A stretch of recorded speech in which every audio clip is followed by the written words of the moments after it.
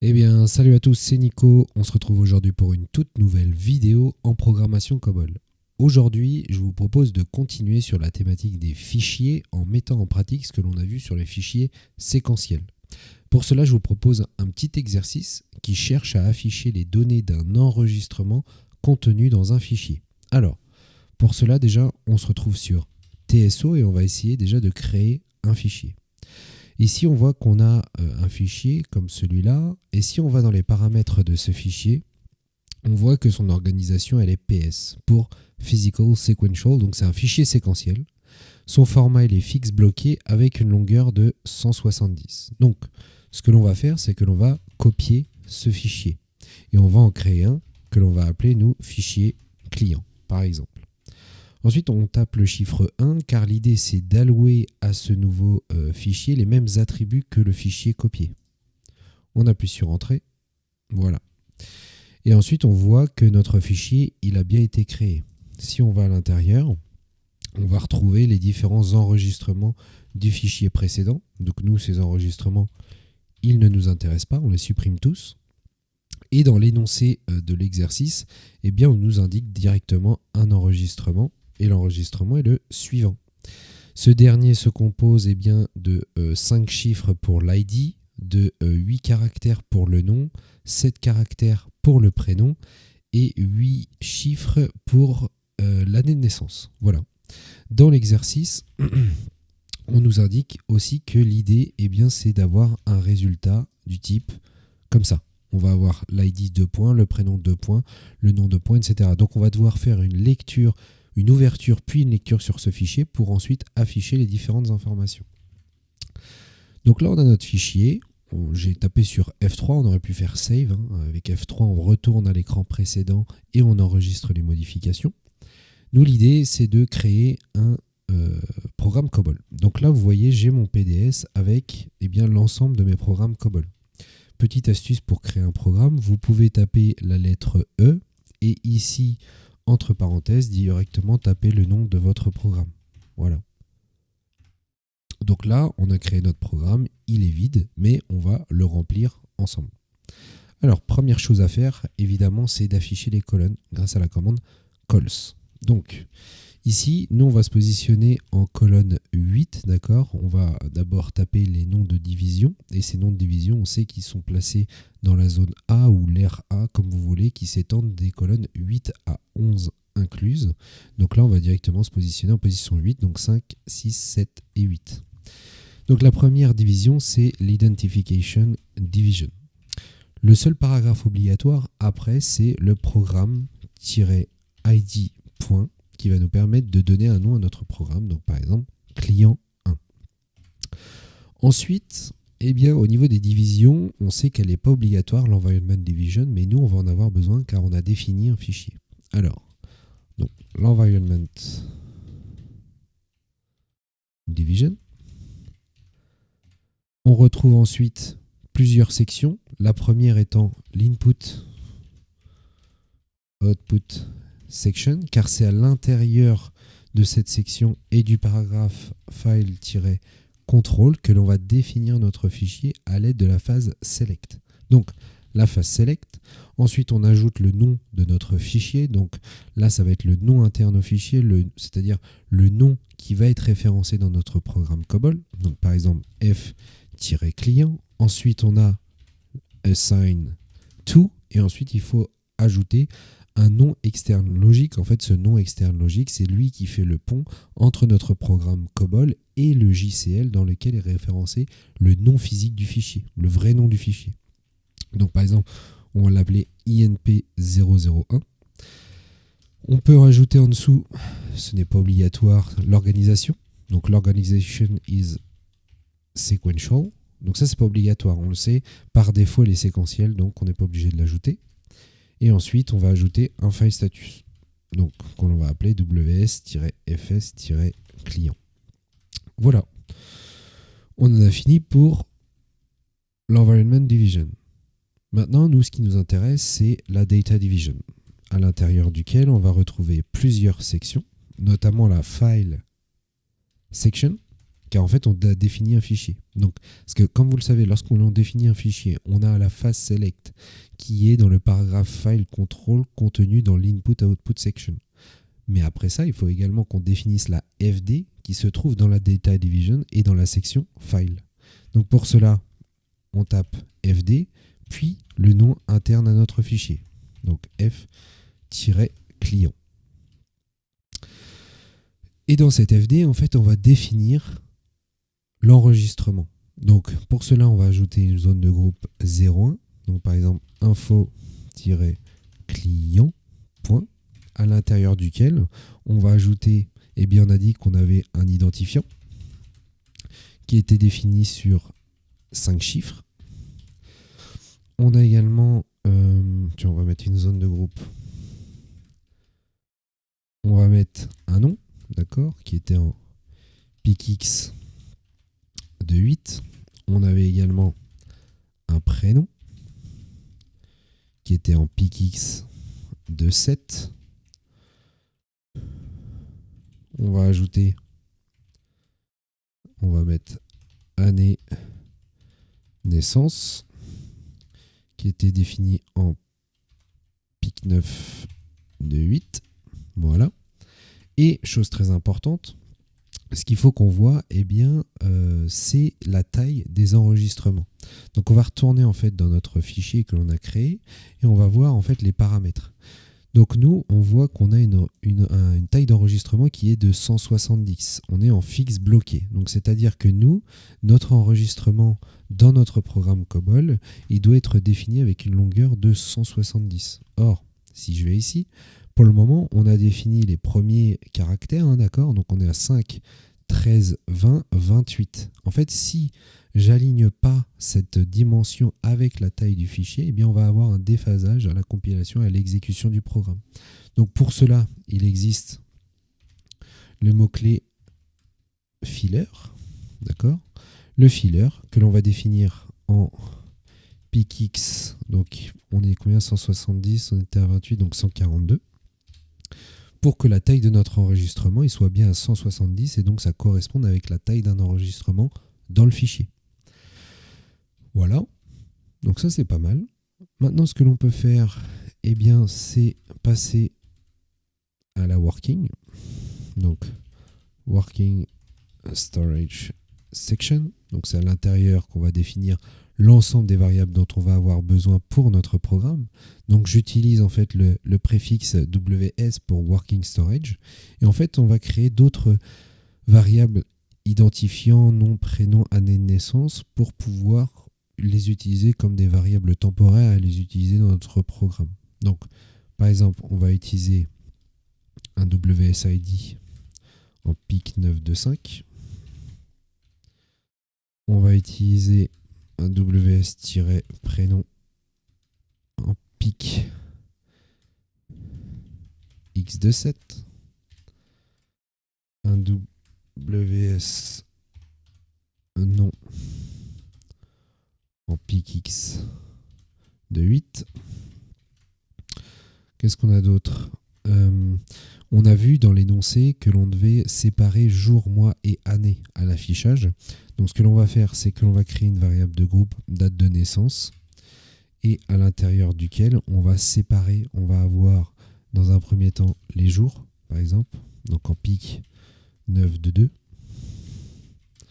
On va avoir les mois en PIC 9 de 2.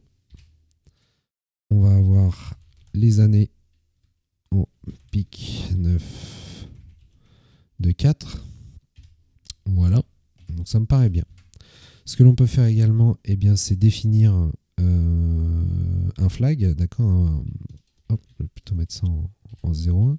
Un flag avec un booléen pour définir la fin de fichier. Donc par exemple, je vais utiliser un EOF pour end of file, flag, donc pour drapeau, que l'on va définir en PICX, tout simplement, avec une valeur initiale qui va être à n. Donc non. À l'intérieur duquel on va ajouter un numéro 88, end of file, qui ce coup-ci va avoir une valeur Oui, voilà, on peut faire ça. Autre chose importante, il nous faut définir notre file status ici, WSFS client. Ça ne suffit pas de le définir dans la phase select, il faut également l'ajouter dans les variables. Donc on a notre ws-fs-client qui va être défini en picx de 2. Je vais y arriver, picx de 2. Voilà. Donc maintenant que l'on a fait ça, il va falloir passer au cœur de notre programme. Donc le cœur de notre programme, évidemment, il se situe dans la procédure division.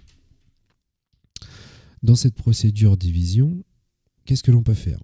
On peut subdiviser notre programme en différents paragraphes. Donc par exemple, créons un premier paragraphe, ouverture-fichier, point. À l'intérieur duquel, en position 12, d'accord, c'est à partir du moment où on est en zone B, qui s'étend des 12 à la 72e colonne. On va faire une ouverture. Donc là, on a un open. On peut faire un open input, d'accord, parce qu'on va simplement lire ce fichier. Là, on ajoute le nom interne de notre fichier, f client. Ce que l'on peut faire ensuite, c'est, vu qu'on a une structure en paragraphe, c'est appeler d'autres paragraphes. Donc par exemple, on va faire un perform. On va traiter un paragraphe traitement principal. Et puis, on peut anticiper aussi la fin de notre programme avec un paragraphe fin-programme. Voilà. Donc là, ça va être la dernière instruction de mon paragraphe ouverture fichier. Donc très important, il faut ajouter un point. On va à la ligne, on va créer un autre paragraphe. Le premier, c'est le traitement principal. Traitement principal. On ajoute un point et on se place en 12e colonne et on peut faire une lecture de notre fichier. Donc read f-client. Ce que l'on peut faire également, c'est ajouter la commande @end et à la fin en fait de la lecture de notre fichier, ce que l'on va faire, c'est qu'on va passer notre booléen fin de fichier à vrai.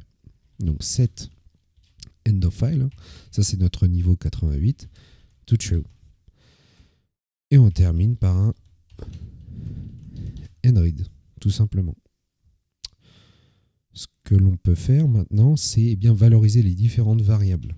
D'accord, celles qu'on a récupérées de notre enregistrement à l'aide d'un read. D'accord, donc quand on va faire un read, en fait ce qui va se passer, c'est que l'on va placer en fait les différentes valeurs de l'enregistrement au sein de ces variables. Donc on va le voir en effectuant une valorisation de nos variables dans la working à l'aide des valeurs qu'il y a à l'intérieur. Donc on va vérifier tout ça. Donc hop, on va se replacer ici. Et donc là ce que l'on va faire, c'est un move identifiant to ws-id. On va faire un move du prénom to ws-prénom. La suite, ça doit être le nom. To ws-nom. Et on va... Ah oui, on a un move année naissance to date de naissance. Voilà. C'est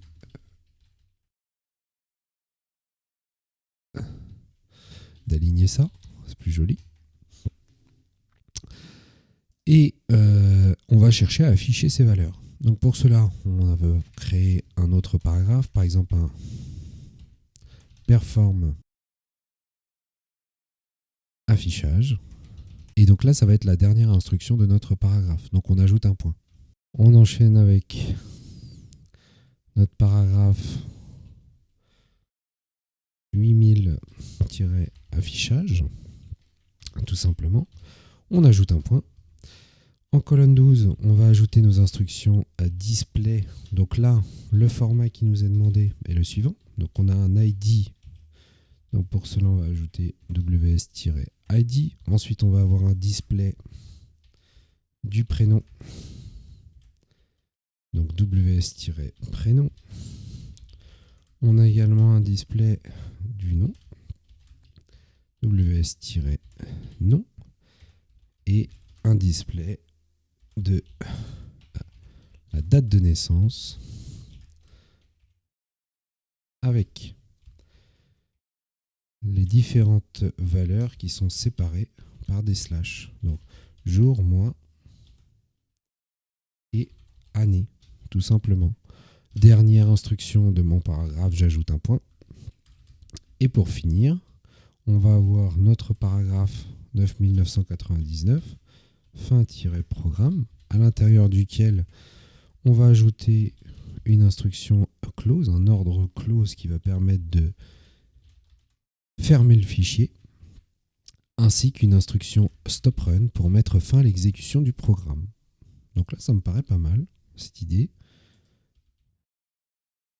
Donc, pour sauvegarder, on peut soit utiliser la commande save, soit on fait un F3 qui va enregistrer nos différentes modifications dans le programme. Ensuite, au niveau des JCL, donc le JCL, c'est ce qui va nous permettre de lancer nos programmes. Donc, première chose à faire, ça va être de compiler notre programme. Ici, j'ai un JCL de compilation qui s'appelle compJCL, d'accord. On a une carte job avec le nom du JCL, et ici, on a un notify sysuid. En fait, ce sysuid, ça veut dire que la personne a informé lorsqu'il y a une erreur, toute information à donner suite à l'exécution de ce JCL, eh bien c'est la personne qui a lancé le JCL. Voilà, c'est-à-dire moi. Ensuite, on va avoir une carte exec qui va exécuter le programme de compilation IGYWCL. Donc ça, c'est inhérent à TSO et au mainframe à partir de la source client 1. Donc ça, c'est notre programme. Pour soumettre ce job, on tape sub, on appuie sur entrée et on attend de voir le résultat de l'exécution. Donc là, on est en maxcc à 8. Donc ça, c'est pas bon. En fait, ce que l'on veut avoir, c'est un maxcc 0 ou un maxcc à 4. D'accord ? Un maxcc 0, tout s'est bien passé. Maxcc à 4, ça s'est bien passé. Il y a un warning, mais c'est pas problématique. Donc pour cela, on va aller voir directement ce qui s'est passé. Donc on tape sd st et on va aller voir le résultat de la compilation. Alors, le select should not begin in area A. Ok, oui, effectivement.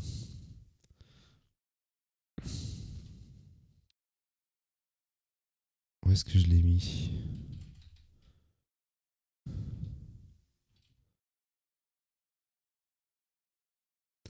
Oui, effectivement. Le select, là, je vais remettre les colonnes et je vais enlever ça. Donc, en fait, le select, là, vous voyez, je l'ai mis en 8e position. Or, c'est pas bon. Il faut qu'il soit en zone B. Donc, 9, 10, 11, 12. Normalement, on est bien en 12e position. Voilà, c'est ça. Ensuite, on va enregistrer. Au moins, ça nous permet de voir bien, comment traiter les erreurs. On va retourner dans nos JCL. Le JCL de compilation. On fait un sub et on recommence. On regarde. Voilà, maxcc à 4, ça veut dire que cela s'est bien passé. Il y a un petit warning, mais ça pose pas de souci. Ce qui se passe, c'est qu'après, dans la bibliothèque des loads, suite à cette compilation, en fait, on va créer un load module de notre programme. Donc ici, on retrouve le load module client 1.